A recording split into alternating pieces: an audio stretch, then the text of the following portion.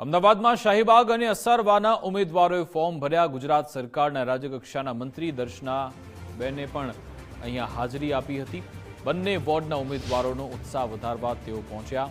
આ ચૂંટણીને લઈ કાર્યકરોમાં ખૂબ જ ઉત્સાહનો માહોલ છે તેવું પણ કહેવામાં આવ્યું હતું।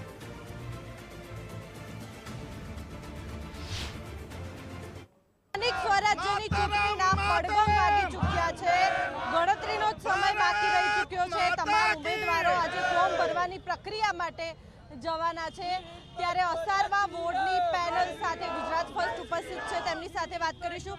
ગિરીશભાઈ, સૌપ્રથમ આપને ટિકિટ મળી છે। અત્યાર સુધી સિવિલ હોસ્પિટલમાં સેવા બજાવતા હતા પીઆરઓ તરીકેની, ને હવે કોર્પોરેટર તરીકે સેવા કરશો જનતાની। શું કહેશો, કેટલું કામગીરી કરવામાં આવશે અસારવામાં?